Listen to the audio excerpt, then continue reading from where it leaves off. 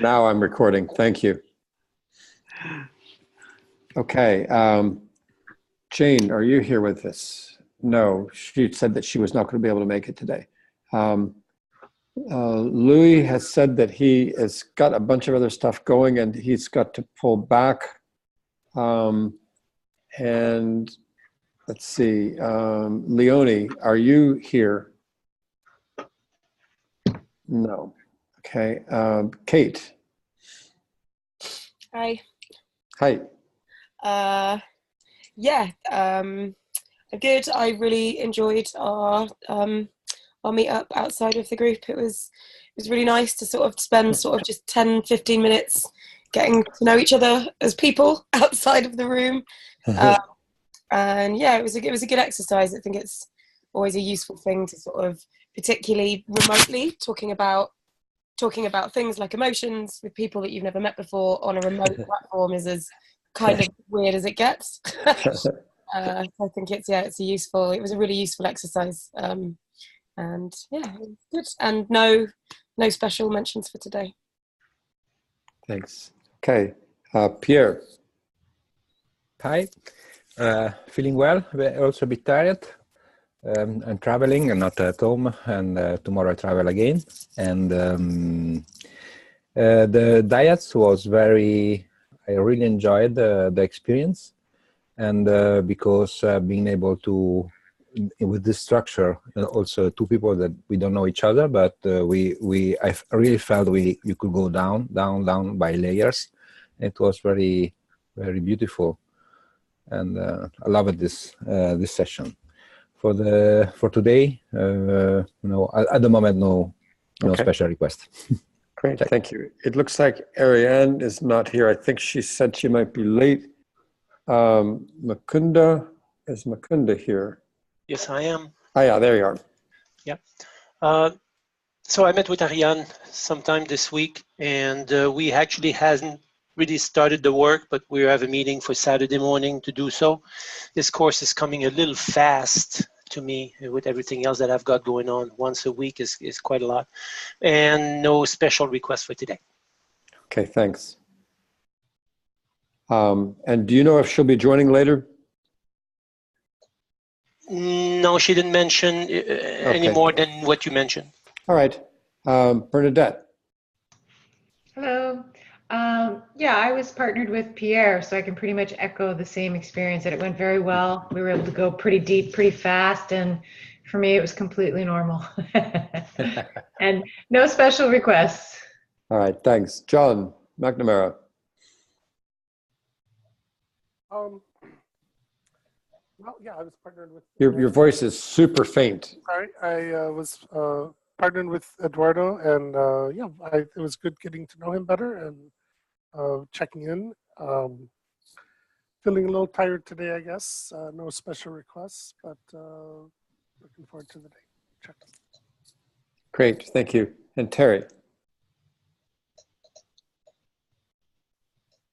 Yes, I was in a triad with Kate and Russ, and one of the things that I liked about our session was the silences, in terms of that they were expansive and didn't feel uncomfortable, at least for me.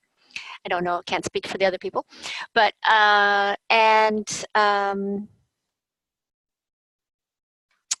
for today, I may leave a few minutes early because I have a 1:30 and I want to eat lunch. You're also welcome to eat lunch on the set here. Okay, thank you. I do that all the time. I just mute when I'm going to click on carrots.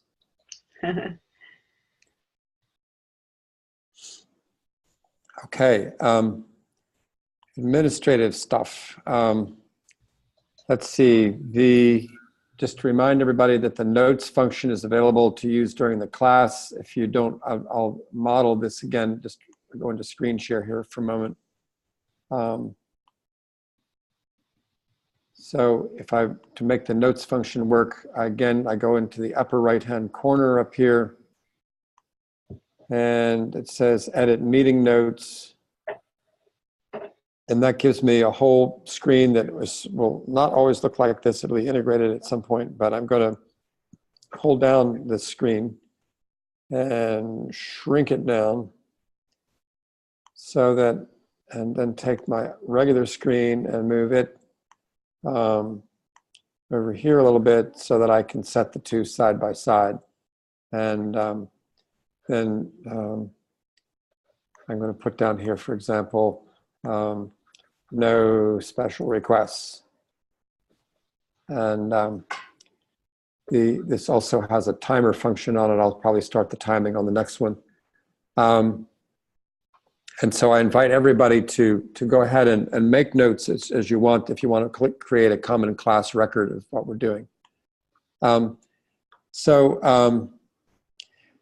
would like to know if you've signed up for a Weaver site, and would you follow up with me if you've done that? I've contacted a couple of people actually offering to be of assistance to them. So one of the things in this class for me is experimenting further with this new software. The next thing is just to remind you that, and Mukunda, you said that these once a week sessions were coming on fast for you. We now have a couple of weeks in between now and the next class. In part, that's because I'm going to be traveling, and I will be in India. Actually, I'll be up in the middle of the night to handle this call.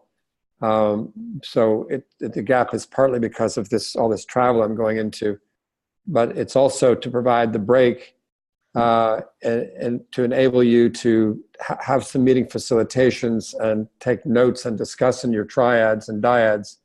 I hope you will keep meeting with them, but it gives you time to be integrating some of the stuff that we've covered, because the next part of the class will be addressing things like, well, exactly what you do when you're facilitating and what do you do when you run into problems. So be noting, as we'll talk later, what's going on so that we have it to report and talk about. The agenda for today I have laid out is looking at how to teach and coach others to facilitate, and then practice using that checklist. So in essence, it's a fairly simple lesson, but we want to get into some detail on it, and it will be a very interactive session. And we need to, I'll go over some suggested homework and hopefully be done in plenty of time. Does anybody else have anything that they particularly want to cover? I'm doubting it because nobody said they had any special requests. Okay. If you would pull down the item number 3, I'm actually going to go over on the timing thing. It looks like we're just about on time. I'm a couple of minutes late, and I've clicked the starting button. And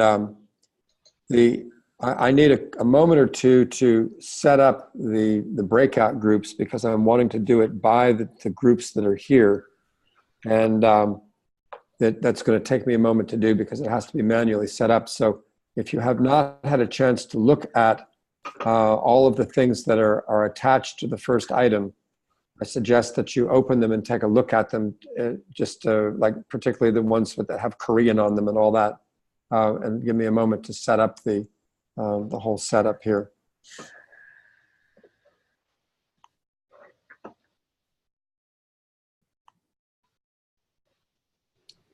Let's see, I want to do this manually, and I want to have, let's see, Eduardo and John, you are one group.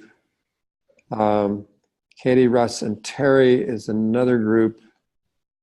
Pierre and Bernadette is another group. Mary and Jane aren't here today. No, and I'm thinking, let's see, Mukunda, we need somebody with you. And how about Nicole and Mukunda be a group? Does that work? So we'll have. Sounds good to me. Sounds good. All right, so let me try to set that up here manually, and I want 1, 2, 3, 4 groups.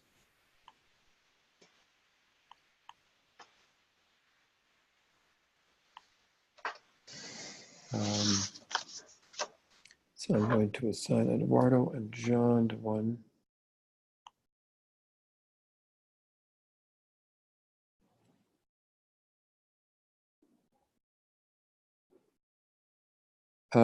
Okay, we've got a little bit of a problem here because it's not listing Eduardo's name.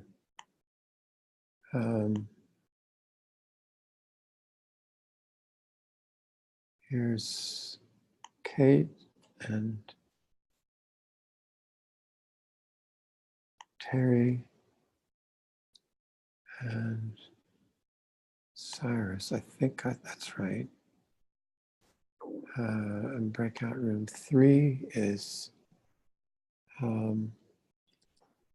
Pierre and Bernadette. That should be right. Breakout room 4 is Nicole and Kunda is right. So I'm dealing with a puzzle here. I want to put John and Pierre in the same room, but I don't, for some reason or other, Eduardo, you're not showing up. So that's bizarre. I think I'm simply going to say that John and Eduardo just stay in this room because I can't, there's some strangeness in it. Okay. Okay, so at this point, I've got Cyrus, Terry, and Kate in one room, Bernadette and Pierre in another, Mukunda and Nicole in one, and then Eduardo and John, if you would just stay in the main room, and we're all set. So we've got that laid out. And what I want to do now, it'd be nice if you knew what you were going to do in the breakout rooms. I want us first to look at the evaluation checklist, which is the very first. Let me go into screen share here.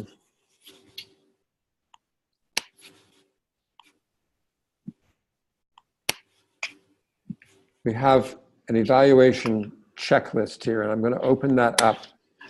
Okay.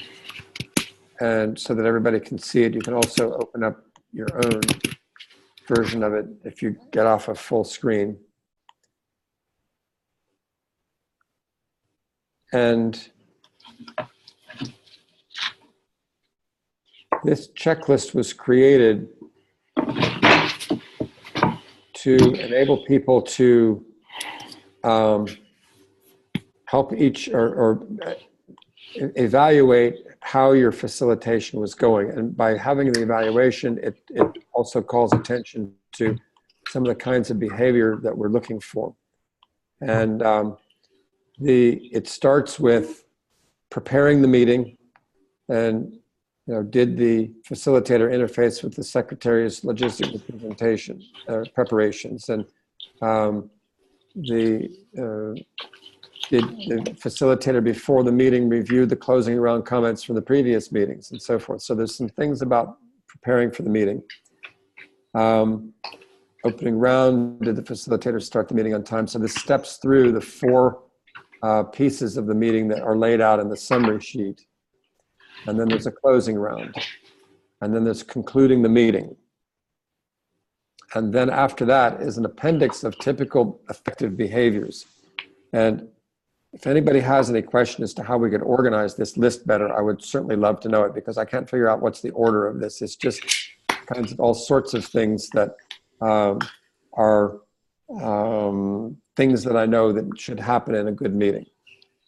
And you can observe that the facilitator did them probably more easily than they didn't do them, but you can do both. And that is a very fast run through this evaluation checklist.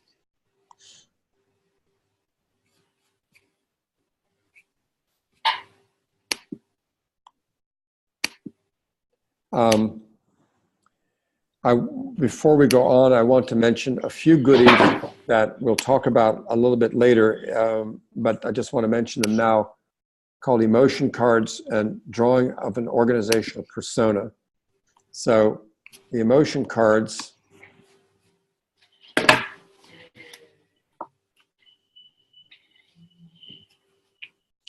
look like this. They were developed by Han-hee Ju, or in Korean it's Ju Han-hee because you say the last name first.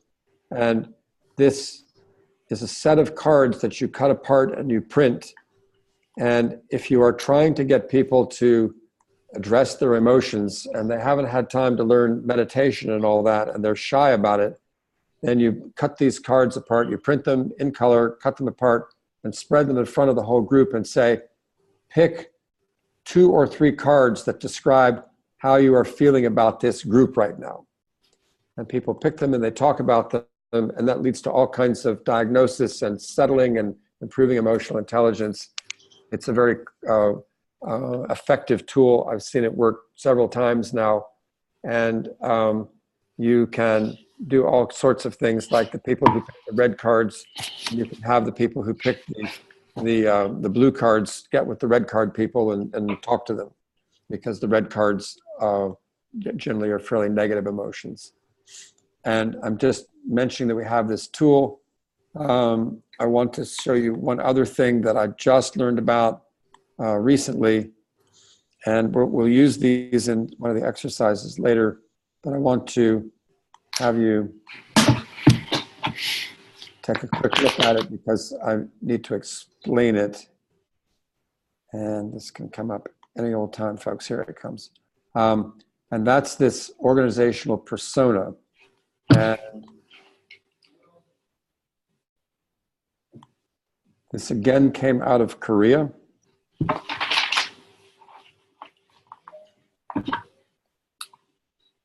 It's being very slow. Okay, here they are here. They're downloaded.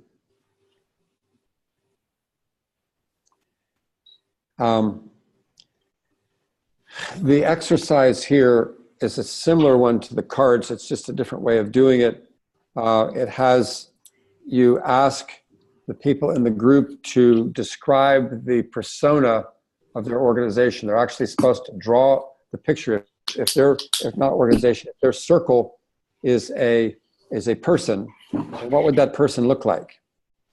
And this is the results of 3 groups that Han-hee worked with in a cosmetics company. And the groups 1 and 3 drew pictures of fairly young people. This picture here in the middle was more of a middle-aged person. And they talked about the kind of hobbies they had, what do they do to enjoy life, and then they talked about what is their health. And interestingly enough, in this exercise, 2 of the groups said, we as a group, our persona is that we look pretty good. And you can see this is again a cosmetics company, but how's our health? We're sick inside.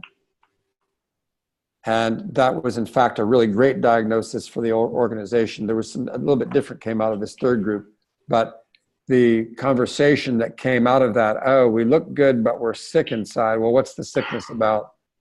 Turned out to be a very deep conversation about the organization and how people were feeling.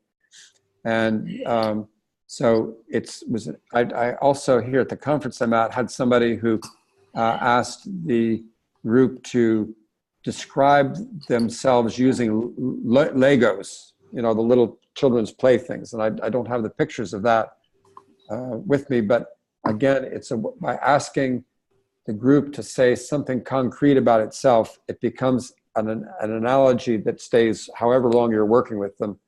And they can talk about it as if they were a person. And so it's an effective diagnostic tool. Just mentioning that to you will give a little bit of work with it in a little bit.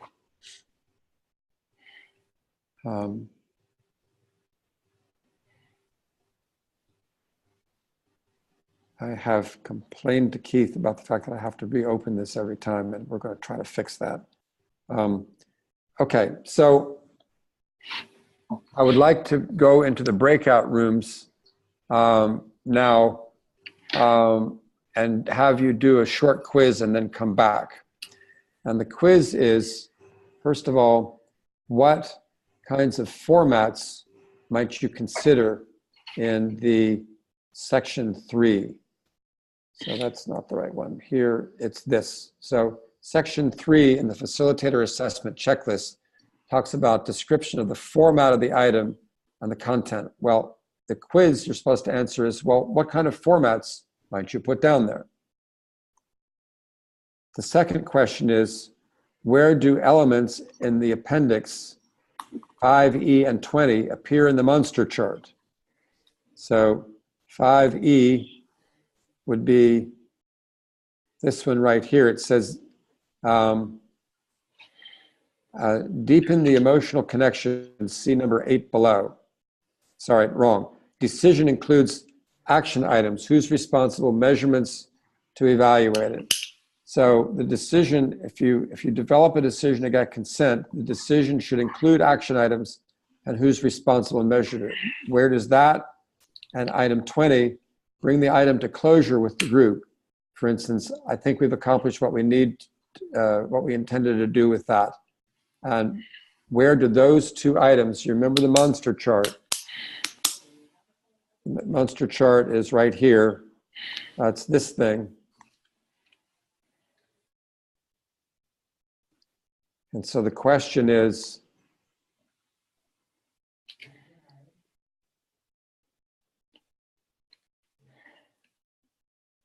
where in this chart do those two questions fall? If you were saying, well, you have to address those things in one of these blocks, where would that block be?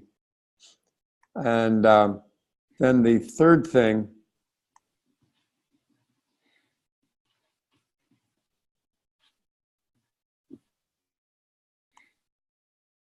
is, the third question is, if the facilitator said, okay, who would like to start the round?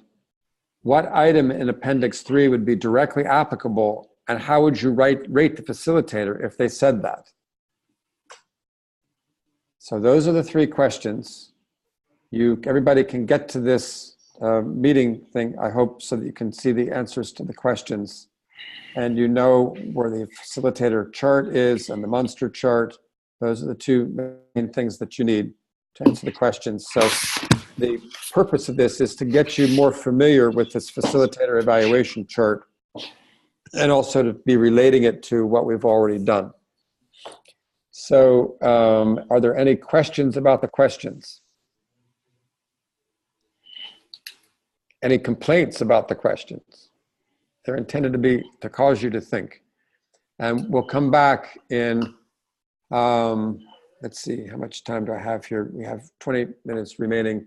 So we'll come back in somewhere between 8 and 10 minutes, because this will take some discussion. And when you are doing this, one person be a facilitator and lead it in any way that seems to make sense, making sure that everybody gets more or less an equivalent amount of time. And you should, if you haven't facilitated one of these breakout things, then take this time to be in charge, as opposed to simply just talking back and forth. Bring some structure to it, and we'll ask, how did that structure work? Okay, I'm about to send everybody to their breakout rooms. Are there any questions on the questions? And then, of course, Eduardo and John just stay in this room. Okay.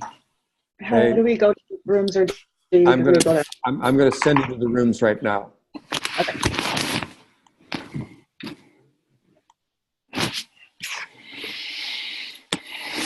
You've been invited to join now. Just click and go into the rooms. Nice thing. Join.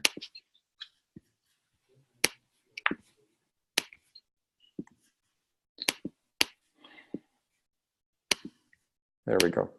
Okay, guys, I'm going to hop to some of the other rooms. I'll be back. Okay. All right. Okay.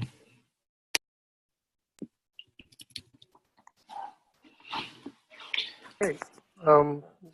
Would you like to try facilitating? Okay. So there are 3 questions. And the first one is, what kind of formats may be considered in section 3? I think that we may have maybe the emotional cards, the organizational persona. Anna, you okay? Or we have to go to maybe to the checklist. The question refers to point 3 and. Okay. Okay. We're aware and familiar with decision-making format. Is that right? Description of the format. Were you able to find it? Is that what it is in the? Okay. The third item in the.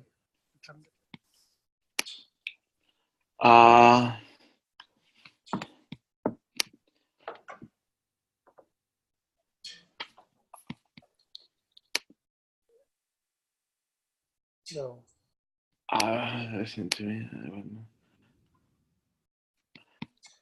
I think that I will consider in this kind maybe to explain something and just to try to make a making decision content. Maybe I will do both. Yeah, I think so. Yeah. For example, if I make a meeting with people, so we have something to explain, and then after the end, I will make a consent with all the people, I think. Well, I think it talks about the format. What formats are? A format. So to me, that would include, paper. Okay. Electronic. Maybe electronic. Maybe electronic. Yeah, like Zoom. We have a gathering in Zoom, and we have some secretary to take notes of all the decisions we made. Is that?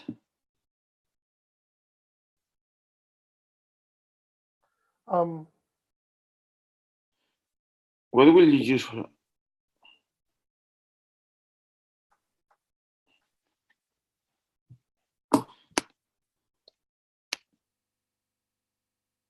What kind of format may considering in section 3? Yeah, and section 3 says something like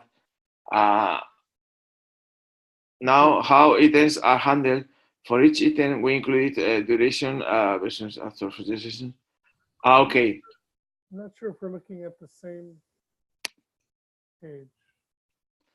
Yeah, Which page are you looking at? Yeah. I'm sorry. I'm looking at appendix typical effective behaviors. Is that what we're supposed to be looking at? I have to handle. I have to handle a meeting next week, and I start the agenda of the meeting, and then I think that the first meeting was the first item was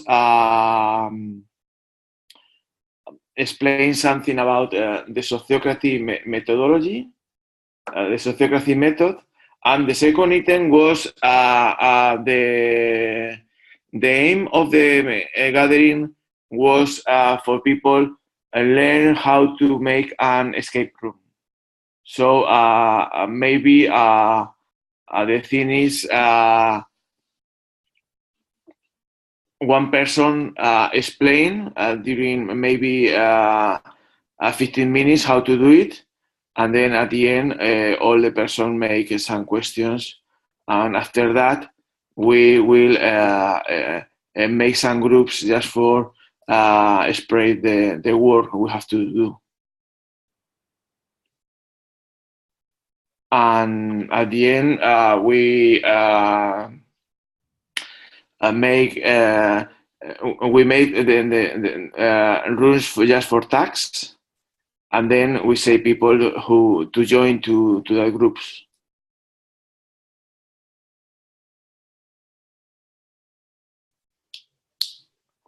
and the kind of the format that I will use is that I have for the next meeting we use electronic format, maybe Zoom, because there are some people who is not in the same city, and then we use that. We make a inside a meeting, and the problem is that there was too noisy, and then we have a decision that the next meeting will be online.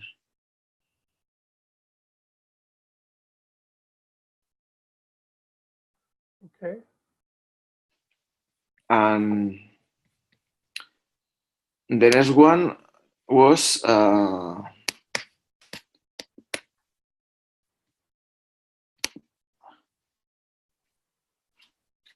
where do items in the appendix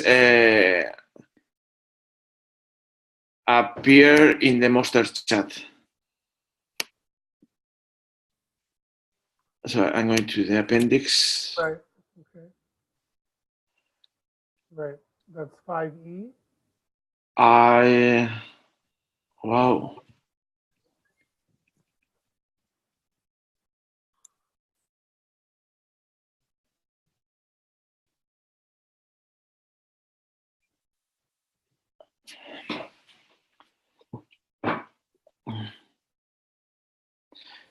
For example, the number 4, which is present the proposal in the master chat is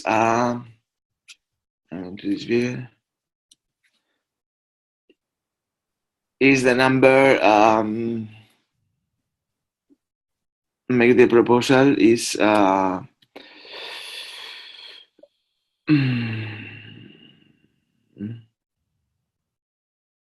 Well, I think there's if there's too many things in 0.5. yeah, I think so. But I guess it would be 5.5.5.9 on the chart. Yeah. That is where I think that 5E would be. Yeah. If you're looking at the chart all the way down in the right, right-hand lower corner. Yeah.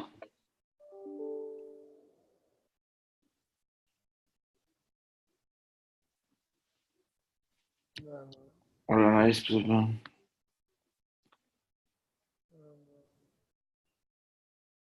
And then the other one, 20.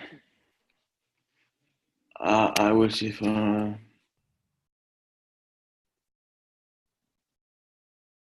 what's 20 again? And the number 5 is to get consent. Is the number is the number 8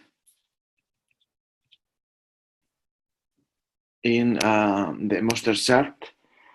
Is 5 dot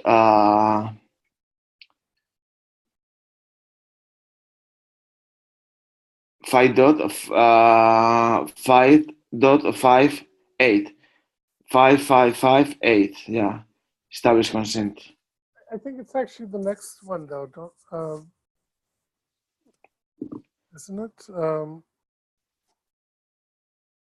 Because that 5.5.5.8 is where you're actually engaging in the decision. Okay. But I don't know, maybe it could also be 0.7, I guess. Yeah. Wording, but it seems to me that, I don't know, I guess it could go either way. Yeah, because what the master chat does is that in the first row is a participating meeting, the second one is handle each item. So maybe to make decision is 555, right? Which is the last row, which is 555.1, 2, 3, 4, 5. So this is the last row. Right. Because there are 9 steps. They're coming back. Yeah. Just was thinking, use runs, suggestions, rapid prototypes, editing, emotional, and maintain the. I guess the question I have is if you're making the decision or celebrating the decision, which is that referring to? Yeah. Um, and what about the third question is, okay, who would like to start the round? What in appendix 3 will be directly applicable, and how will you rate this that facilitator? I'm going to see that. All right.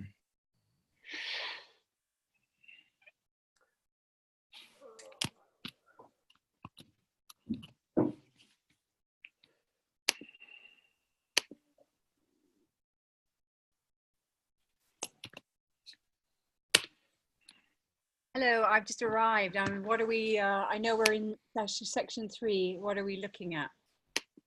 What we're doing is we're answering a quiz. If you go to the agenda, Yeah, I'm there. you'll see there's a quiz. There's 3 questions, and maybe these guys would let you join them. And we're looking at the facilitator evaluation checklist. Oh, okay, facilitator. And answering questions about that. Cool.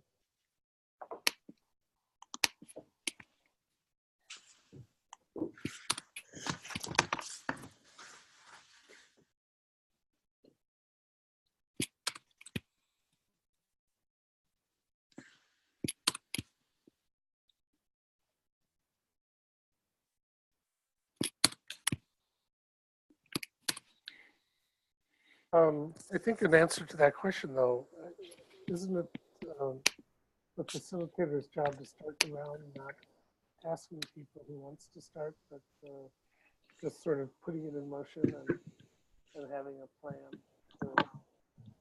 to do the round. Seems to me that if you ask people to volunteer to start, that you're creating a certain privilege within the group.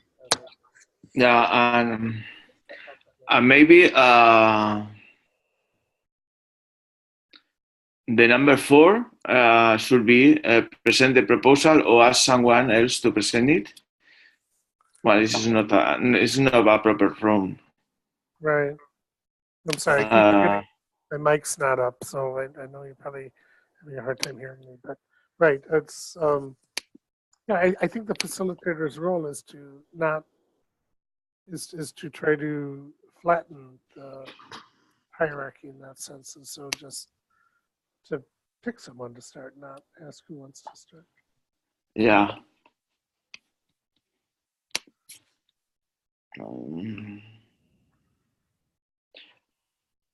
I think that this one use rules, which is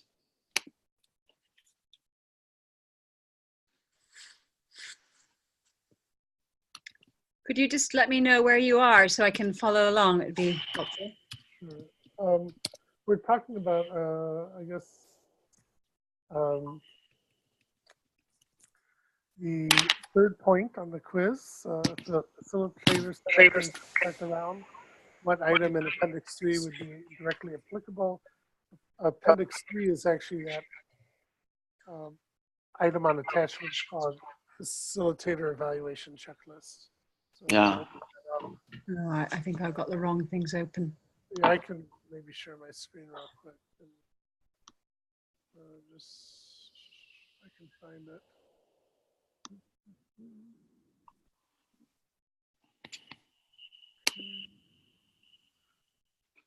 Yeah, and the points are there are 3 questions, and then we have here the leaks, the checklist. I will have to look for one point that match with that question. Oh, okay, right, great, thank you.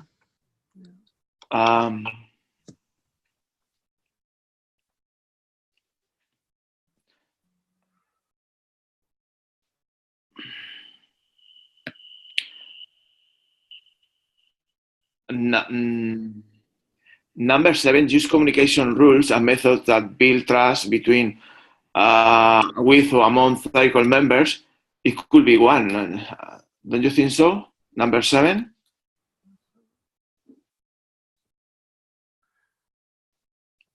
Yes, I think so. Although, well, it's quite narrow. Maybe make the process transparent as well.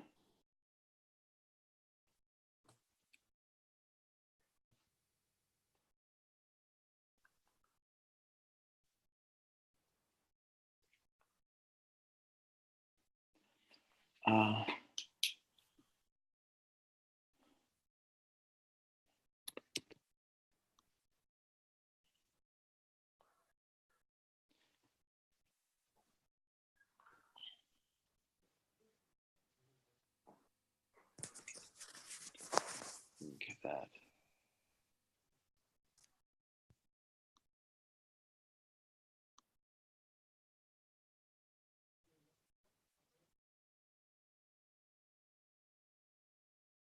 All are very silent. Are you doing okay?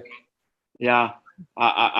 We think that for the third question, when you say, okay, who wants to start the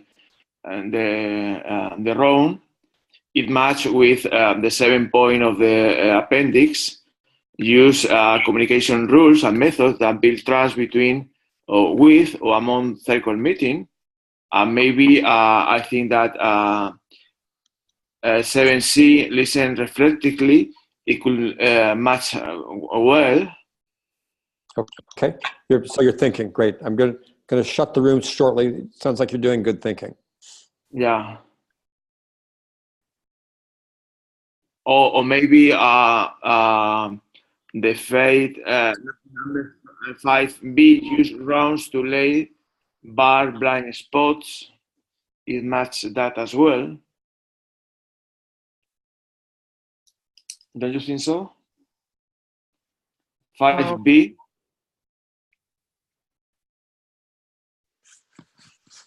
Maybe it could be in quite a few places. Yeah.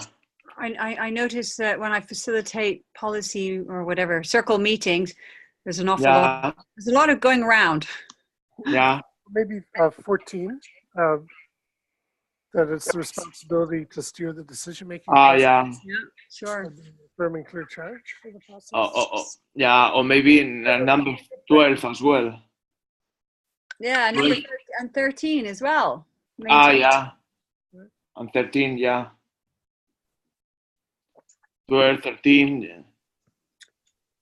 It's 15, right? It's like, okay, who wants to start the round? Right. Yeah. And then it's 16, because when you, by going, okay, who wants to start, you're creating pace and moving people along. Yeah. But I don't think it's, I guess I see it as not asking who wants to start, but just starting the round and asking somebody to start. It says here, okay, who would like to start the round? Right. But then it says, how would you rate the facilitator? Oh, I see. How would you rate the facilitator? I think it's, well. So which item is applicable? What item and how would you rate the facilitator? Okay, I see. Okay, that's double 2 questions. Thank you for clarifying that for me. I think that when you make that question, who would like to start a round, you're not thinking in one person in particular. That you are just because if you make a round and then you say something as a facilitator, you are okay. How can I say this? If you say something to start, just a name, maybe it's more effective because you don't waste time just because no one wants to start. Exactly. Yes, I mean, I actually never ask that. I usually just start with somebody. Right. Yeah. But in the other hand, if you say that, if you don't say one name, it shows that you trust in the group. Interesting. Right, but it's asking us to. So yeah, okay, now I get it. It's asking us to connect something in the appendix to this point, right? So I guess it's a point in a meeting where you, as a facilitator, you're wanting to create a specific atmosphere among the group. Yeah. And so it happens at a particular moment for a particular atmosphere. Folks, I'm going to be bringing the other people back in just a moment. Okay. I usually start with the person who is with my right hand. And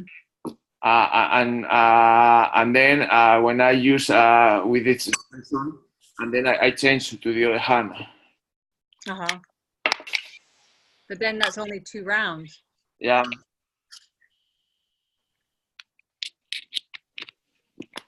So they came to us. Maybe John will tell us if we got it right.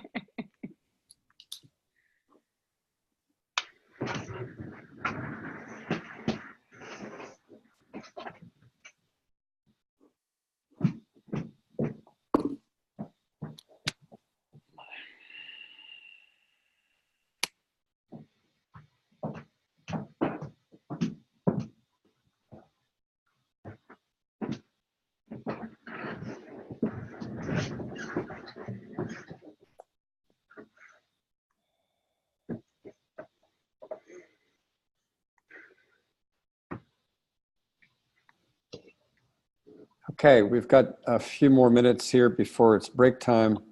So let's go ahead and see what the quiz answers were. So on question 1, what kind of formats did you all come up with? How about Eduardo and John? We say that we will use maybe an electronic format like a Zoom, because people live in different towns, so we will use a tool like this, like Zoom. Okay, that's certainly a different format than I was looking for, but it's that's interesting that you answered it that way. How about which tool? I couldn't understand what he said. he was talking about like using Zoom as the format. Yeah, that's it. Okay. Okay. What about Kate? So we talked about using rounds as an example. Was that more? Interesting. It's a format, but it's not what I was looking for. Pierre and Bernadette. We were thinking about the formats that you find in the 2 sheets. So you can use picture forming, you can use the consent format, you can use election format, and another one that I don't know. It depends on the item and how you what the output is required and which tool you want to use it. I mean, I made an analogy. The item is a car. This the other stuff is the tool you can use to work with the car. So you have election, consent, proposal shaping, and so on. Okay, that is more what I was looking for. I see that I didn't include the summary sheet here in the list, so I'm going to bring that up in just a moment. And let's see, the other group would be Nicole, is that right? Yeah. Yep. What did you come up with? We came up with kind of the same things off of the summary sheet, which I have to find because I have to cheat. No, it's just, can I step in? Yeah.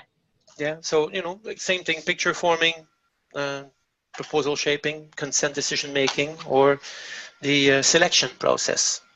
And you said that there was a 4th one. I don't know if I got the 4 there, or if there was a mystery one that you wanted us to harvest.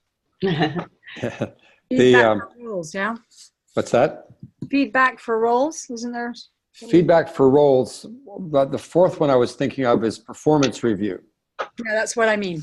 That one. Yeah, that's feedback for roles, right? Yeah, the same thing. Yeah. So I have shared my sheet here. One format is the election format, where you say, we're going to have an election this time. Does everybody have their nomination forms? We're going to elect 3 people at the same time. So we're using this whiteboard to put a bunch of information down and so forth. That's the introducing the item. If you have an issue that there's no answer to, just an issue, then you have to start with number 1 and do all 9 steps. I like to call it the long format, or the format where we're starting with an issue and you need to do picture forming and so forth. The third format I call a short format is if somebody has a proposal. I think we should all drink beer on Friday, and that's the proposal. Clarifying questions. What if we like ale instead? Oh, we could do that too. And you go around and you make your decision about it, where it's something where everybody kind of knows the background. And so those are the 3 kinds of things. There's another one in that you could just have a report. It may be that we need to know what the status of the budget is, and that maybe would be an announcement that you have in the administrative part, or maybe there needs to be some discussion about it and a formal approval of it, which is then becomes a kind of a proposal. So those are the 3 or 4 types of typical formats that you'll use. In sociocracy, if you were doing a retrospective in an agile format, that's another format. It still has an input, transformation, and an output, but it's a meeting with a different format. If you were doing open space, that's another format. So there may be many different kinds of formats that you use. We were focusing on sociocracy, but as facilitators, you should be able to handle lots of different formats. Okay. I'll get off of screen sharing here right now and ask what kind of answers we came up with for the second question. Oh, can I ask a quick question, John? Sure. Mm-hmm. You had mentioned open space also in another discussion thread, and I am familiar with it, but not in the context of a tight meeting. Like I've only seen it used more in a conference kind of situation. There's really 2 kinds. There's conference open space, and then there's in the office open space. But okay. Open space has a very specific format.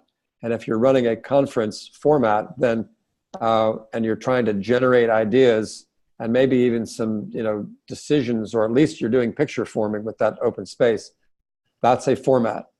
And you as we'll talk later, and really this is really reserved for the 6th session where we kind of look at other formats. Okay. But you'll find that input, transformation, output will still apply. It's just a different format. Okay. Thank you. Okay. The second question is, where do the items in the appendix, namely 5E and 20, appear in the Munster chart? Does anybody have an answer to that one? I know some people got it right. Yeah, Pierre.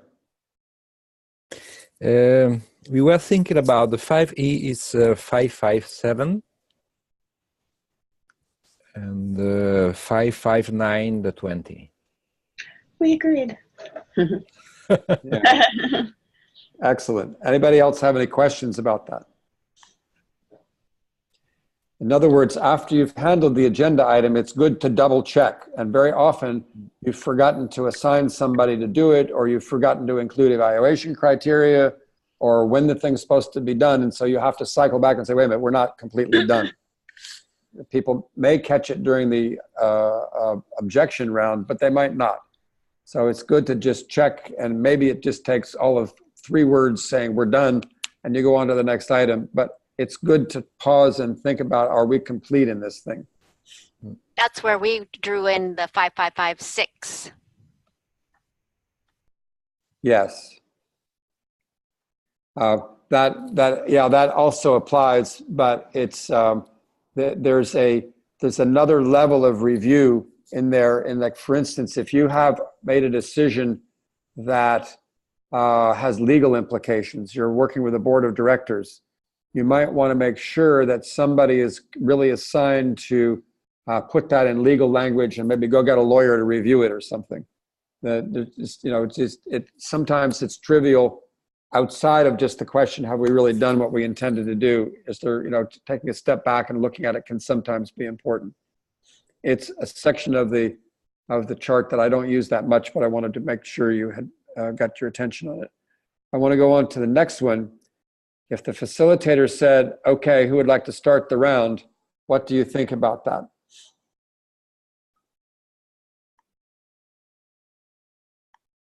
And somebody else, I know there was some deliberations on it. Some of you didn't get to that. Who put some thought in on it? We had this is Russ White. We had a really interesting discussion around this, and we came out with probably generally it would be number 16. If you were with a group that you knew how to work with each other, had been working together, knew how to do the process, that you could do that with number 16. Okay. Otherwise, with a group that was not familiar with each other or had new members, you might do it with 14, where it was more directive. Okay. Great. Anybody else have any other ones that they thought might be applicable?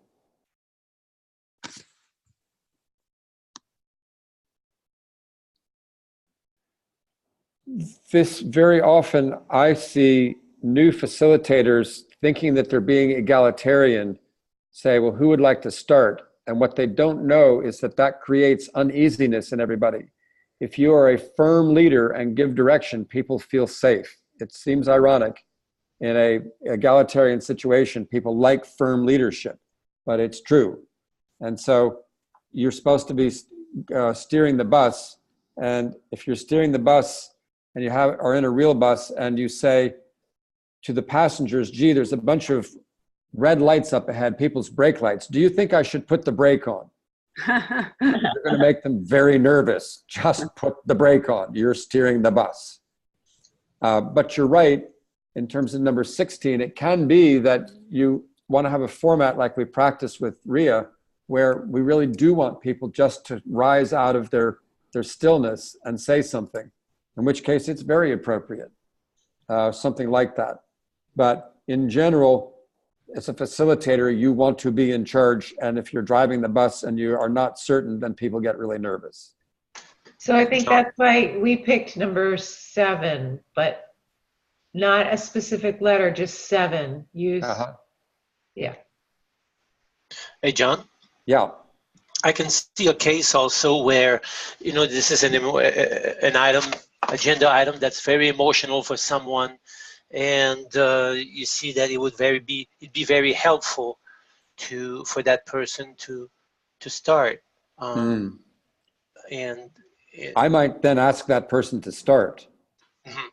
Exactly. At that time, then you become directive as well, but you're directive based on the emotions in the room. Right. And very often, if it's controversial, I'll go to somebody who I think is fairly neutral to start so that we don't start negatively. There's a lot of kind of just gut feel on that. But yeah. And so, but in general, you're better off if you guide it, because that's what you're elected for, is to guide the meeting. I like that you picked number 7, because it's got a lot of good things in it, like number B, maintaining good eye contact. If you count 3 seconds while you're looking in somebody's eyes, it seems like forever, but you have to do that to maintain good eye contact. And as they're speaking, you look in their eyes. So, okay, good. The part of the reason for that third question was to get you to kind of review the whole list so you become more familiar with it. At this point, it looks like we're just about ready for a break. The break is projected for starting at 5:28 or 15:28. So we're a few minutes late, but we're okay. So let's take a quick stretch break, and please come back at, I have 35 after the hour now. So let's come back at 40 after the hour.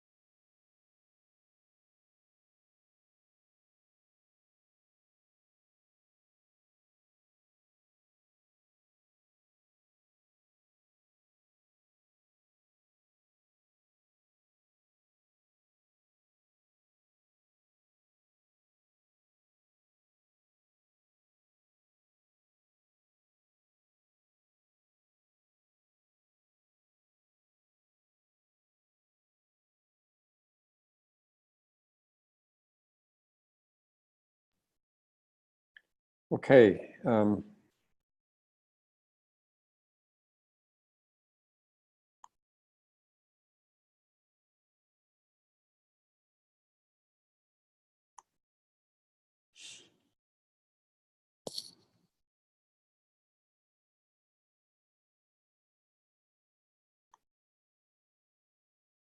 I will do a share screen here.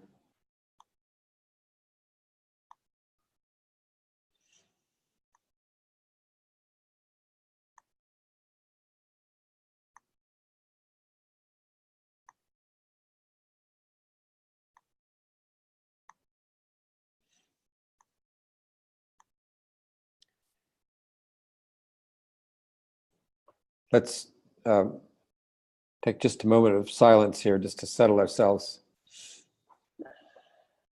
Take a deep breath and let it out. Another breath and let it out.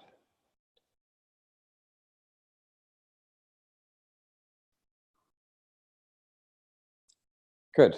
Okay.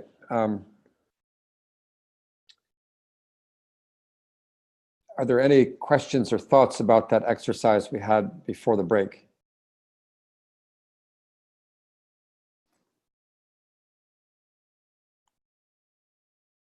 Okay. You can see here I've shared the screen that the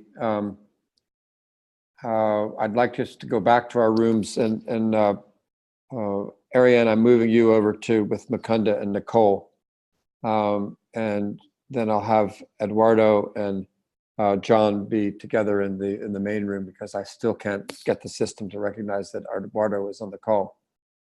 So the instructions are, reading from the screen here, get together again in your dyad, triad breakout groups. And a person who has not done any facilitation yet, or the highest birthday number, is going to facilitate a one meeting agenda item. And this will be a retrospective on your dyad triad meeting that you held as part of the assignment that Ria gave you about emotional timelines. It sounds like everybody did something, so that's good. Or in one case, I think Mukunda, you and Ariane, you said we're not going to actually get to do it till tomorrow. It's okay to talk about, either get Nicole to talk about what she did, or talk about what you anticipate, or the process you use to schedule or not schedule. That would be okay also. But the retrospective format in the workbook is what I'm suggesting that you use. So the retrospective format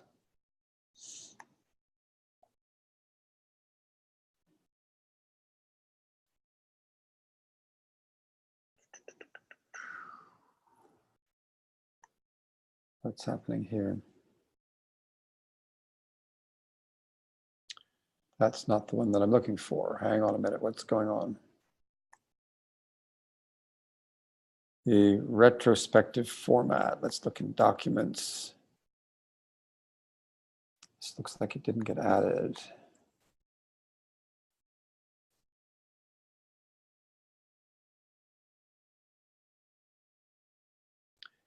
Huh. Can be in the workbook. It's okay. It must be in the workbook. That's it. Thank you. I was like drawing a blank on that. Let me go back to the workbook. Yes, of course. I remember now. It's in the workbook.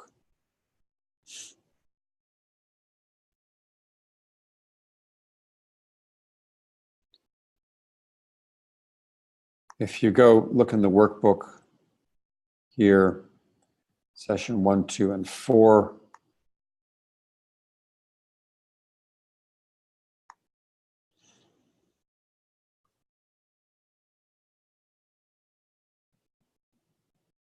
Great. In the format of the workbook,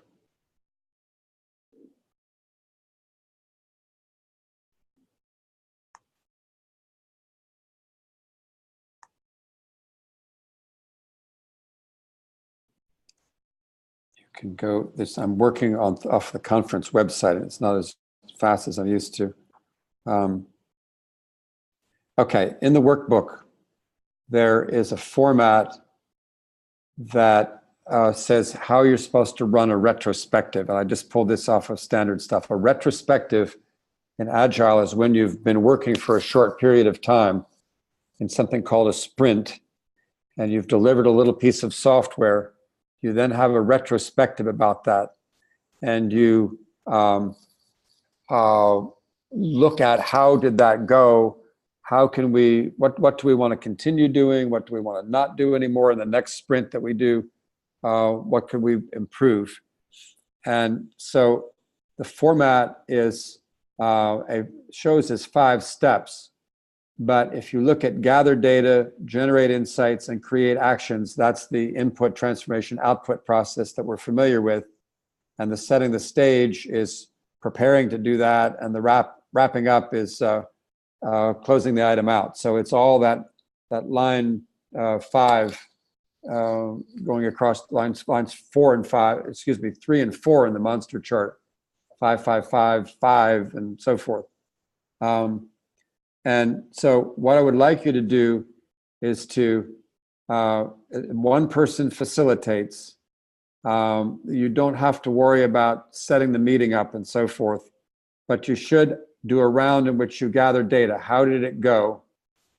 And then ask for any insights, about what happened, and then what worked. Was there things we want to do differently? Keep doing the same, or not do in our next dyad that we get together. And I encourage you to have multiple sessions. Like, we're going to be 3 weeks until we meet next. So try to have a meeting every week if you can, to go over your emotional timelines. It's just very useful when you have an emotional event to think, all right, what's happening to me? Am I going on? Why am I reacting? Am I in a refractory period? And so on. And then if there's any action points that need to be done before you have your next meeting, like setting up the next meeting, then create that. And then what I will want you to do is to, and these extra clicks, I hope that Keith will take care of soon. Come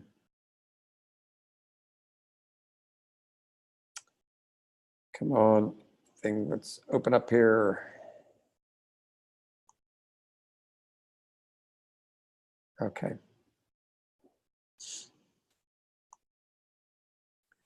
So somebody who hasn't done facilitation or has the highest birthday number, lead it in accordance with the retrospective format. And the output of the meeting should be a plan about how you'll handle your next dyad or triad meeting for sharing emotional timelines. And in the closing round, the persons who are not facilitating the meeting, and this can be a 2-person meeting, should give their evaluation using the checklist we just went through. Okay, so this is practice in using the checklist. And then we'll come back and we'll share the experiences and what you observed that you thought went well, or things that the facilitator could have improved. Would somebody please repeat back these instructions so that I'm sure everybody has them?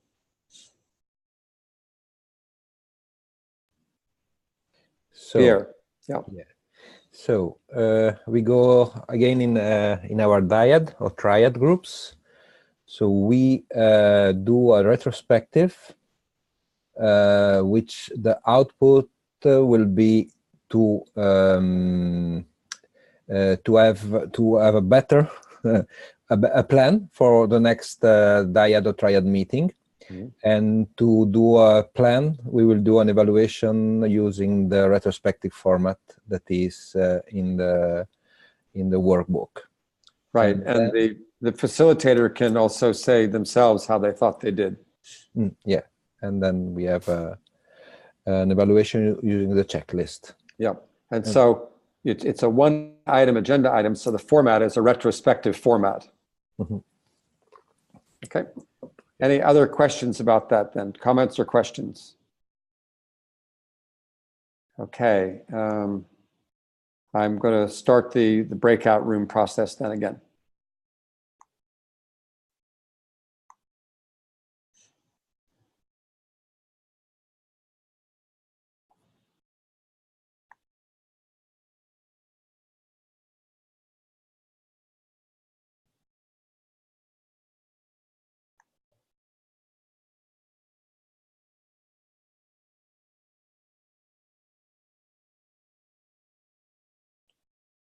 Looks like you're ready to go, guys.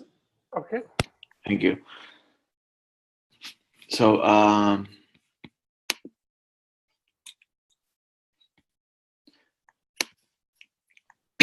have you, John, the workbook?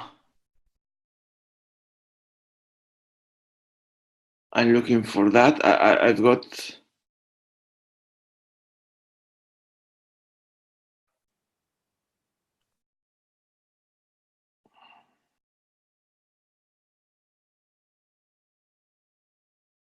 Okay, I'm gonna.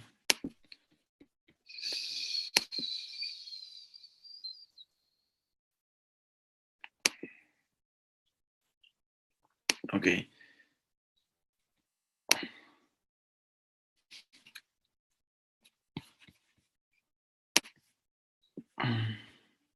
Okay, so the retrospective is of our meeting this morning. Okay. So using the retrospective then, Yeah. is what we first gather data. No, this is. Sorry,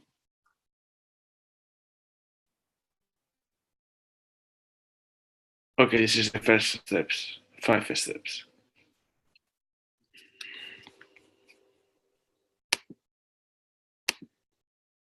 Oh, sorry. Huh?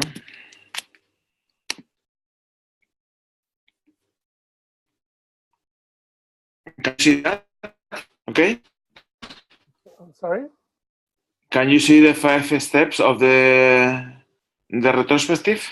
Yeah, right. Okay. So the first one is to set the stage. Organized meeting involves setting up the meeting by the facilitator and sending an invitation to all the required team members and stakeholders. Okay. The second one is gather data, gather all idea, opinions, concerns that the team members may have. This can be done by via various agile retrospective activities like start, continue, pay me, etc. Okay. So Joe, in your meeting, you use something like this: start, stop, or continue. I think we're supposed to be referring back to the meeting that we had before this class. Okay. Right? So I think we're just supposed to gather data on what on that meeting and then generate insights, right? Okay, it's okay then. I have yesterday a workshop, a training, and then I make something similar about the for gathering data. I make a circle with 4 parts, and then one was for the contents of the training, other for the learnings, other for the facilitator. Another one was about what they expect, and then I give them a sticky note, like a dot one. You know, I don't know the name is, and then they put if it was in the middle of the cycle, it was nice. if it was in the size, it was bad. So at the end, it was like Diana, you know.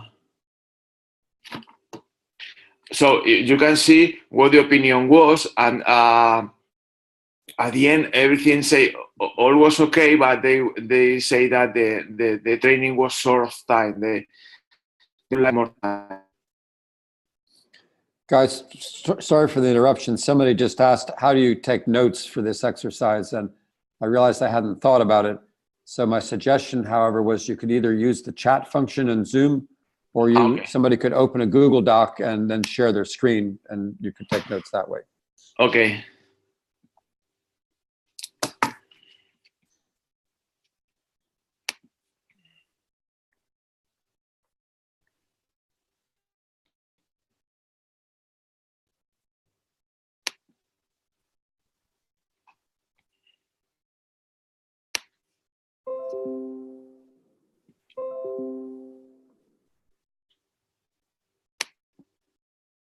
Okay, are you there?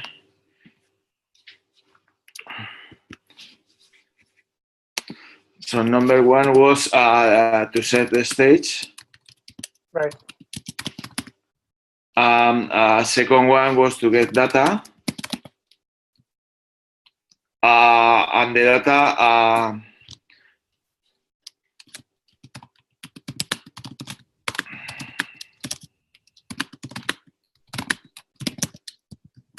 you are going to use it in the next class. That's it. I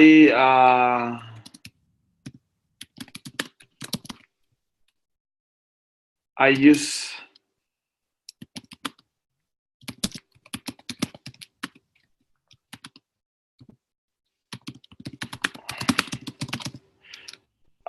the opinions of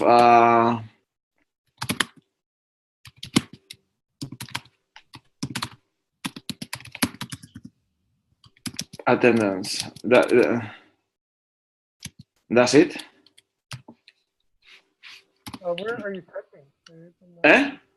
Where are you typing? I'm not seeing anything. Don't you see? Do you say that? No, you need to share it with me, I think. Sorry? You need to share it with me? Okay, but... Oh, I see. Yeah, you're sharing your screen. I got it. Okay. Do you see that? Okay.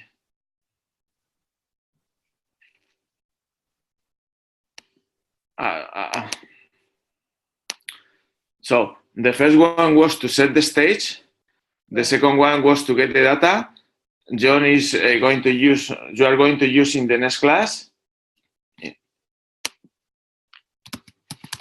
I used it yesterday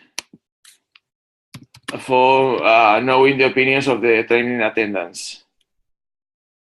And the third step is to generate insights.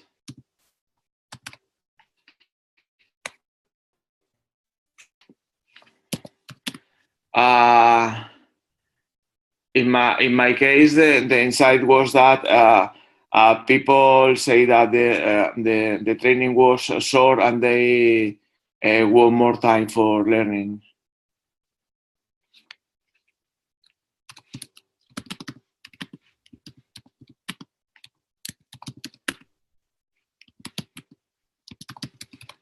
And another insight was that I focused the workshop in the work they have to do next weeks, and they say also they say me that also you focus on the work we have to do. We want to know the theory as well, but I think that one insight is enough. Don't you think so, John? Or do you have another insight for this class? Or? Well, I guess I'm still a little confused. Are you confused? Okay. Yes. So we are. I thought we were breaking down our meeting from earlier today. Okay. And how that went. So, which I mean, probably was too short. I agree.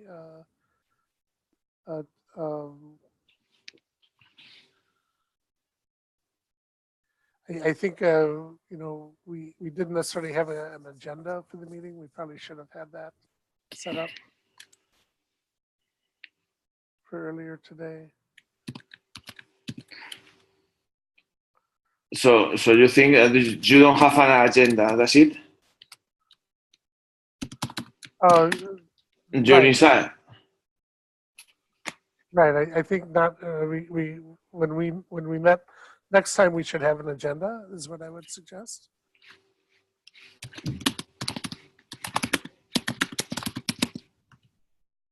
That's your insight, isn't it? Yes. Yes. Okay. Okay. So the first step is to create actions, and then the line is I take action points to resolve them. Action points should be assigned to an accountable person who will be responsible to resolve it by the decided due data. So in my the action I take is in the next days is to keep on explaining theories before a practice.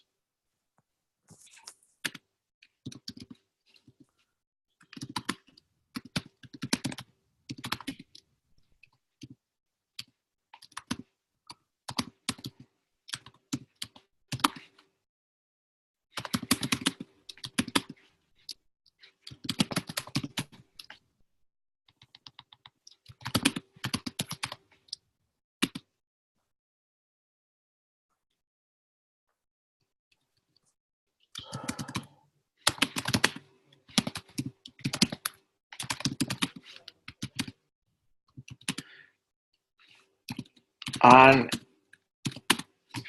what about you, John? Do you have any action for not having a?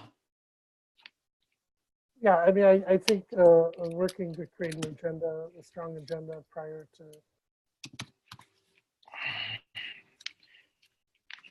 So, what was one? Sorry, John. Yes, I'm sorry. Working to create an agenda for the next meeting. Create an agenda.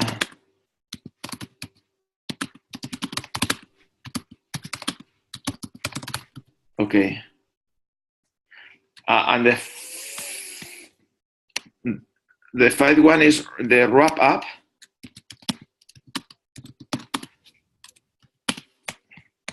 And this is about thank the team for their time and for their participation. Make sure that the meeting discussion and action points are documented and circulated to the team members for easy reference. Okay.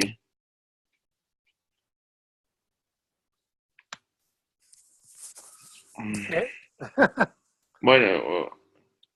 Right. So this was to create okay, to document it.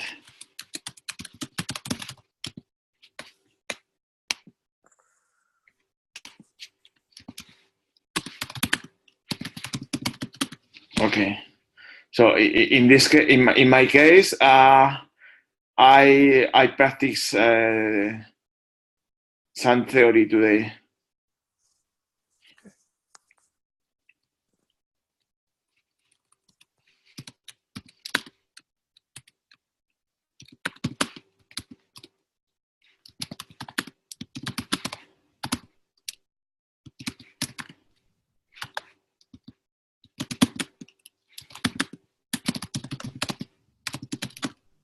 Okay.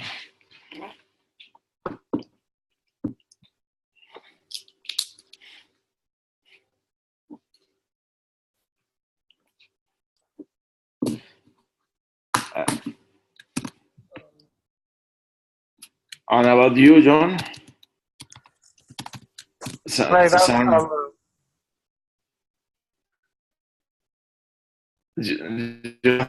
In some way, okay. Sorry, I'm getting a lot. My internet's getting kind of iffy. Sorry, everyone's breaking up. Right. I think for the next meeting, try to have worked out an agenda for you. Okay.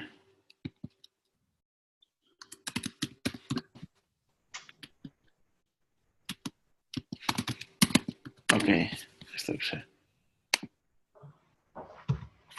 Okay.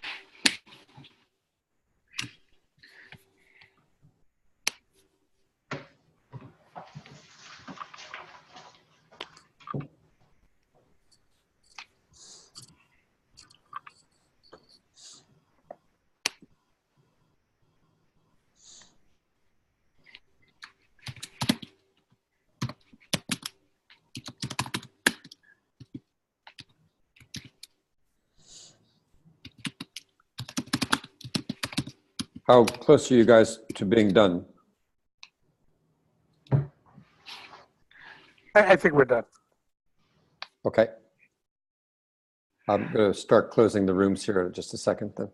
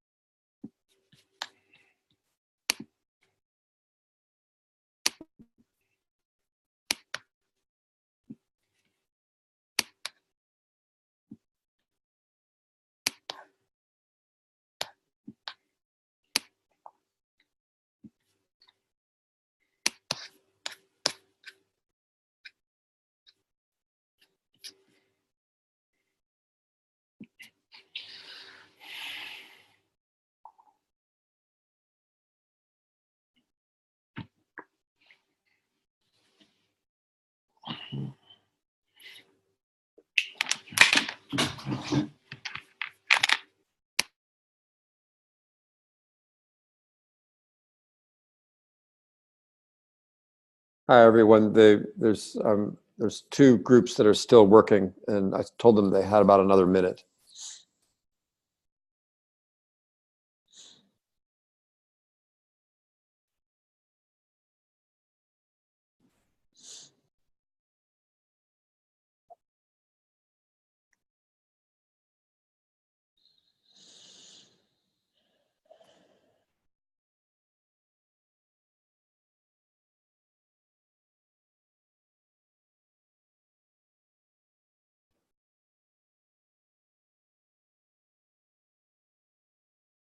Okay, I'm going to send a message to close the rooms within a minute.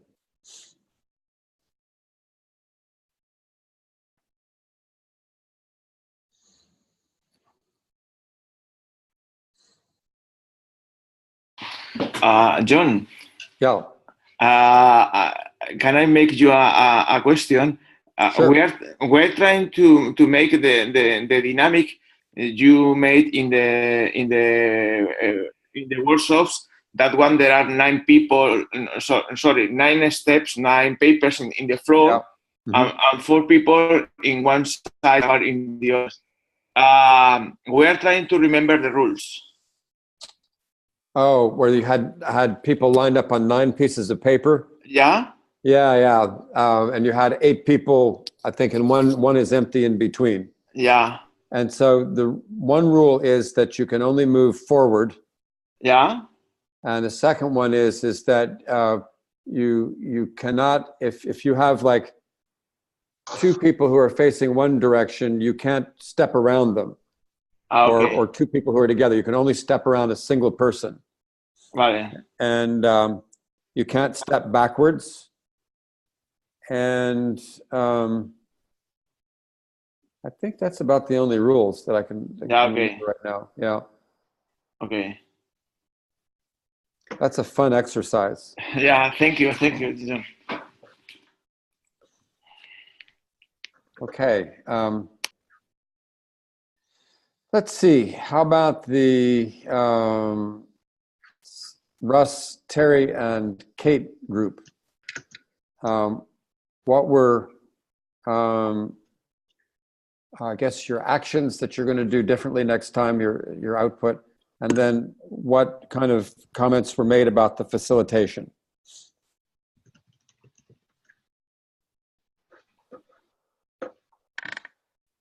So our outputs for things we're going to do differently next week are we sort of slightly overlook some of the rules. So we are going to definitely implement the sort of saying in the name to begin with, and sort of centering ourselves in the I sort of slightly more presently. They're probably the 2 main things that we're going to take forward to next week. And then the feedback on the facilitation was, I guess, to paraphrase, sort of slightly less rushed. Yeah, and also one of the things that Terry said would have been useful, which I didn't do, and I did think but I should have, was to, when we were talking about it, was to maybe bring up the exercise that we did, just to really be able to take ourselves back to, okay, yeah, this is what we were doing. Yeah. Russ, Terry, do you want to add anything?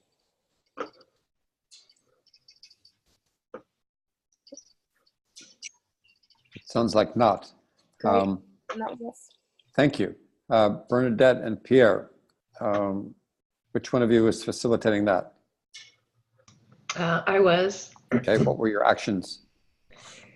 Do you mean the output or? Yeah. To create a clear agenda for the next meeting. Okay. I'm not sure if we got a clear output. We went through really what worked well and what could be improved. That was the focus of the meeting. And then we did insights. And then we evaluated, got measurements at the end on the facilitation. Okay, and what were some of the facilitation comments? Well, Pierre, do you want to add that? Because you kind of got cut off when we were doing that part. Yes. We repeated a bit something that happened in the diet. So we took a moment at the beginning to clarify what we wanted to do, and this helped a lot. And then Bernadette took the lead of the facilitation, and it was easy. So there was this little moment of clarifying what we are going to do, and then Bernadette took the lead, and everything flowed, and it was good to do. Great, thank you. And Ariane, you were facilitating the next group. Yes, so our outputs are, so we were 2 merged groups, and Nicole's group her action point is to get more clarity around what the outcome, what the purpose is and the expected outcome. So getting clearer on the instructions. And another output was to give John Buck feedback. There's a lot to get through with just 1 week in between each session. That was mine. And I can't remember what the other one is. Nicole took the notes, so I can't remember what Mukunda's output is, but we've got another one. It was to review the different sessions we've been through so far and how everything kind of fits together. Right. Thank you. Mm-hmm. Yeah. And yeah, and we were a little bit rushed because we were busy trying to figure quite a few things out there. So like where were all the documents we need to be looking at? So feedback for me and my facilitation, even if I do say so myself, was that it was good. Good enough for now, safe enough to try. Thank you. Good. Eduardo and John, who was facilitating? Yeah. Our output was to create an agenda for the next meeting too. Yeah. Okay. And feedback on facilitation? Feedback. Yeah. The thing, the insight we had is that we are not having an agenda so far. Okay. Okay. Thank you. Let me check something here. Yeah, we're fairly close to on time. I want to go to homework, and I'm going to do a share screen on that. Go in here. The homework, you have 3 weeks, so you can't complain about too much homework. The first thing is to continue doing the work that we've been preparing to do with the dyads, do the emotional episode questionnaire, using the mapping and everything that Ria provided. Repetition is the key to building EI strength, and so remember to look at the instructions and the ground rules. I encourage you to continue to engage individually, at least. You could do it together in the loving kindness meditation format, and check these things right here, the settling the mind and the body instructions that are kind of preparatory mediations, and they're like things that are on the internet that you can have somebody actually guiding you in the meditation. Oh, I'm sorry, it's the links down here. This has links to where you can get somebody to lead you in a meditation on the, I think it's mostly attention type meditation. So follow through on those things. It takes time, but if you will engage in the discipline during the time of the class, I think that you'll find that you are more aware, more sensitive to settling yourself, your own emotions, as well as the emotions of others. That's that. So that's kind of a continuation of what we were doing for session 5. And this was homework for session 4, but now do it in session 5.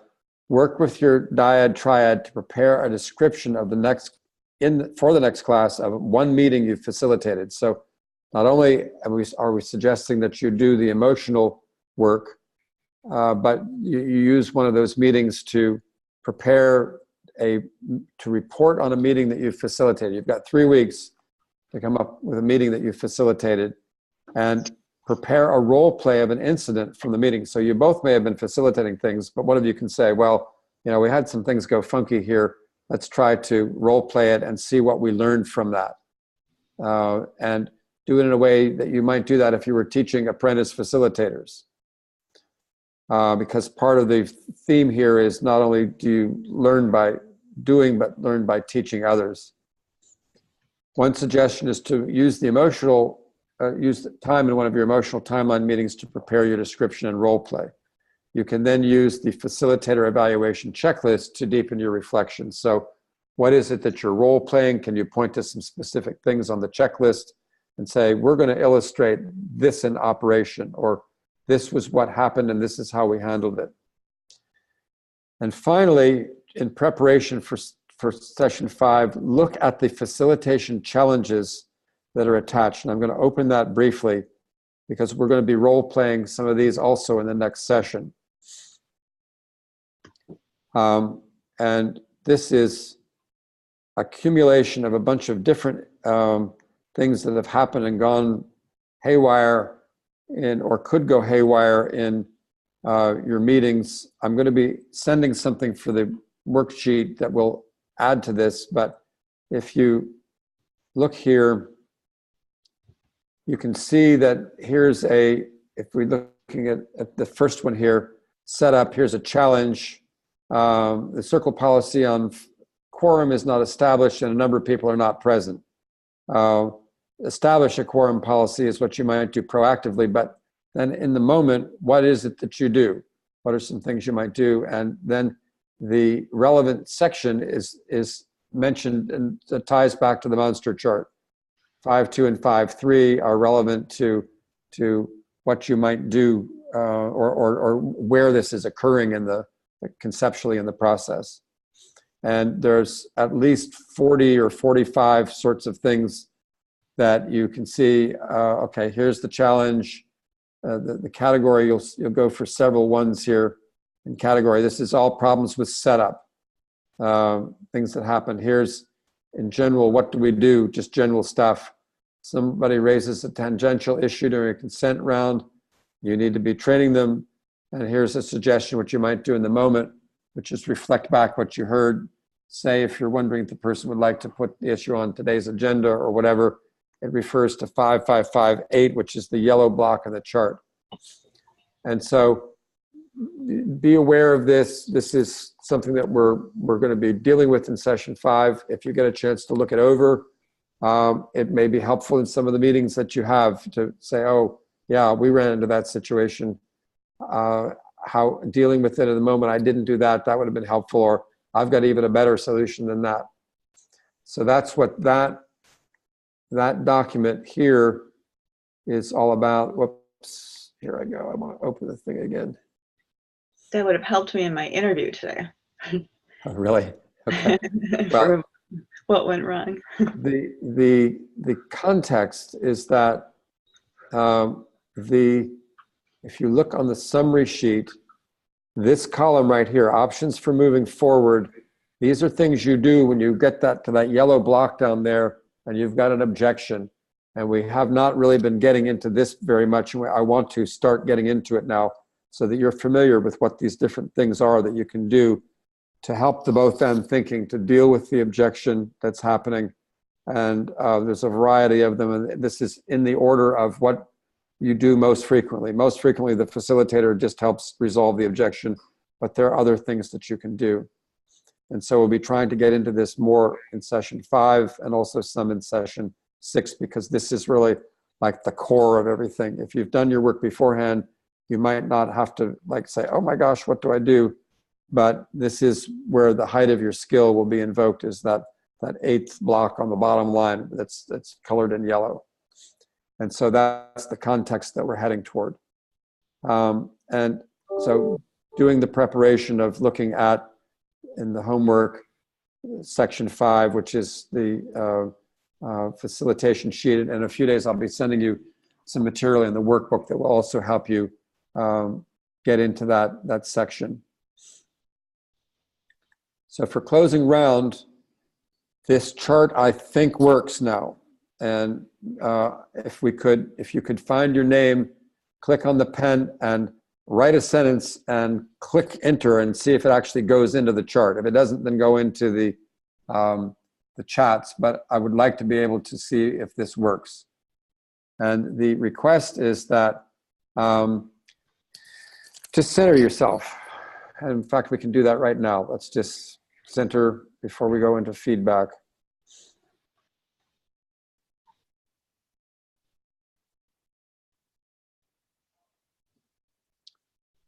Thanks. We're ending the 2 hours together. Comment on something that went well, something that could have been improved. And I'm also particularly interested to know how the emotional intelligence information is landing with you. In addition to whatever comments we've had today, what's there, what's not there. So if you could particularly comment on that, I'd appreciate it. Are there any questions on how to do the closing round? And okay, looks like things are going in. Yay, it seems to work. So go for it, and we'll have a little bit of verbal closeout. We'll have a few moments of silence, or not talking anyway, while you go ahead and fill out your comments. Any questions, just holler.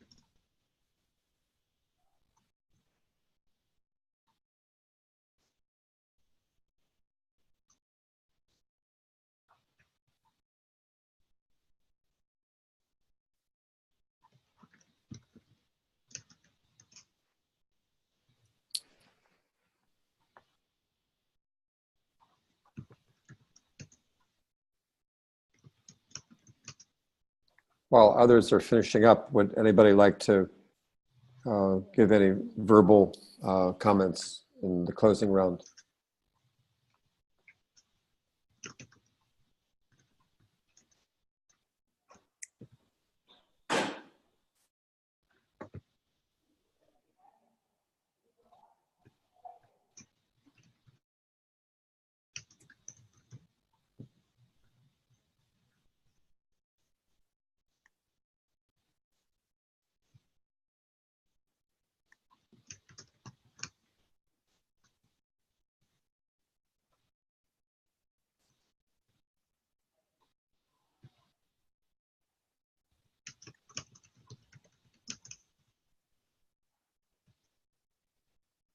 Please stay on as long as you want. The session for today is officially over, and we'll see you in 3 weeks on the 29th. Oh, I just wanted to ask you, John, that one suggestion that someone had of kind of reviewing the whole arch of the container of the flow of information at some point, I think would be helpful too. If I could do it, if that's the request, or if someone in the class or a group wanted to do it, that would probably be even more valuable, because it would be you doing it, not me, and might be, you know, helpful to you to just see what's there. Who knows? It may not all hang together, so that might come out of it too. I think it's a great idea. Everybody see my pretty name tag for the conference? I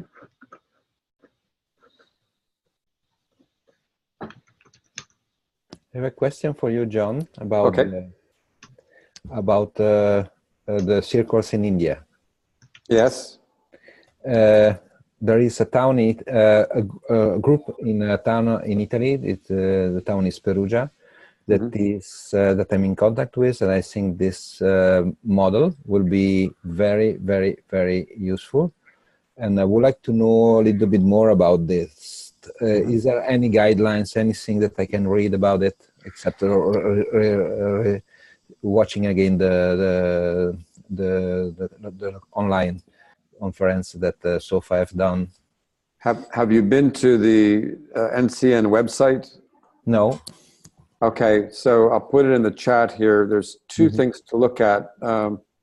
There's www.childrenparliament.in. It's not children's, it's Children Parliament.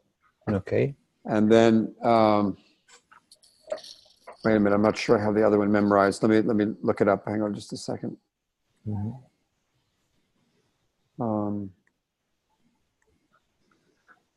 Edwin is headed down to South Africa right now, and then over to Peru. And I think there's somebody who's connected with them from Portugal, but do you know who that is, Bernadette? Somebody sent somebody sent a note to him. So there's a connection there. I think the two guys that have filmed the school circles are now in India. Yes, they are. I think that these two guys, it's Charlie and Maria. It's a guy and a girl. Maria. Maria. Yeah, it's not. No, first it's not Maria, but it's very similar. But it's okay. Marianne, I think. Marianne, yes. Yeah. Marianne. So the other link is the neighborhood spelled with the American spelling of neighborhood parliament. In the children's parliament in India, I'm gonna just do a quick screen share here. The second link is something about mineral extraction.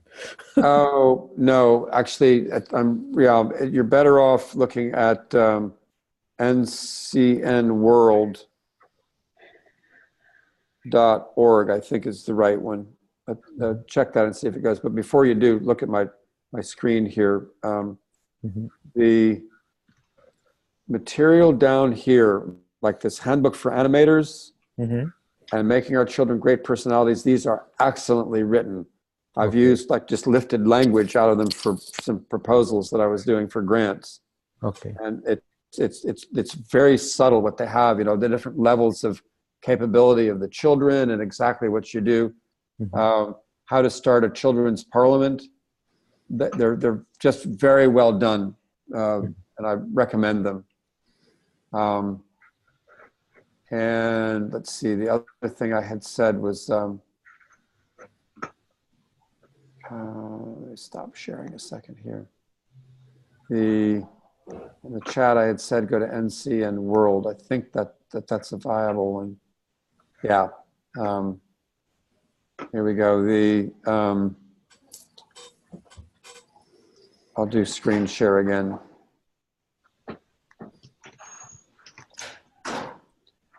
So this is a really interesting one. This is, they're doing work on children's parliaments in Africa. I believe this picture is from Nigeria. And there are some other information here, different videos and things like that, that are like, there's even some stuff that they've done in Portugal by that picture, and a little bit more information like that. This is not as complete a website, but it has some things in the resources box also. Some videos of different sorts. So there's more information there too. Okay. And if you're trying to get hold of Edwin, I'm in fairly regular touch with him. If you're trying to organize something, they are trying to get this out around to various places in the world now. And I'm sure they would be fascinated to try to go down to Italy. Okay, wonderful, wonderful. Thank you. Yes, it's developing, so I'll keep you updated if I need. Okay, the whole thing is so interesting because Gerard Endenberg and Edwin John kind of came up with the same ideas simultaneously, totally unaware of each other. And so it's really interesting to see how it's growing in India versus the problems that they've had or successes they've had in the Netherlands. It's really neat to see that basically the same thing. You know, if you look at their drawings for how you organize from the bottom up, that the two men made, they're almost identical and totally done independently of each other. Wow. Could I ask a quick question? Sure, Nicole. How do I get my notes that I took onto the Weaver site? Oh, you want to put it on the Weaver site? Let's see. Yeah. Where you took notes in the chat, did you? I took them in a Google Doc. Oh, okay. So you want, these are closing comments, right? No, it's from the when we met in our triad group about the retrospective to the retrospective. Right. Go ahead and share your screen with me. Okay. Oops. Share. I just picked the wrong screen, so hopefully it's right one. No, I picked the wrong one. I think again. Okay. Do you see that? I don't know. Yeah. The simple thing to do is to take the share thing. Yep. Share and copy the link. It says get shareable link there. Just click on that. Get the shareable link. Okay. One thing you might want to do is to, in the sharing, well, you can upload it. If you go back in the sharing again, let me take a look at it. Oh, anybody in the link can view. All right, so you're all set there. Okay, now go to the Weaver screen. And click on link URL. And stick the URL in there and just paste it. And then this is a bug in it. You just have to delete that and that line and put in the, you know, what the name of the notes is. Okay. And if you can put a short description in there. You can also, if you push or click on that plus, you can choose some labels if you want. Oh, okay. So I can put our session 4 and yeah. Blah, blah. Okay. Okay. Thank you. and then you just click into it and you've got it listed there. Okay. Perfect. Thank you. Okay. Great. See you next time. Have a happy Thanksgiving. Bye. I'm going to be in India. Ooh, nice. For Thanksgiving. Yeah, you won't really, nobody will be celebrating it there, but. No, One time I was in Germany for Thanksgiving with a couple of people, and we went around to a delicatessen and found little bits of sliced turkey, and we took that home for our Thanksgiving dinner. Right. Are you working with Edwin, John? Interestingly enough, while I'm there, Edwin will be in South Africa. Oh, But I will be working with some of the people that Edwin works with over there, Father Justice, and I'm actually going to get a chance to talk with the bishop and I really want to talk with the bishop because I want to tell him when he goes to the Vatican in February to get his spanking. You know, everybody gets their spanking for letting the sexual predator situation happen. I said, use this as a positive thing. Say to all the other bishops you want to be promoting the NCN process through the church. And that could be very powerful, you know, have the church take a positive stance on something. huh. So we'll see if I succeed. Wow. Okay, good luck. Yep. Thanks. All right. Bye-bye then. Thank you. Bye-bye all. Bye. Thank you, everybody.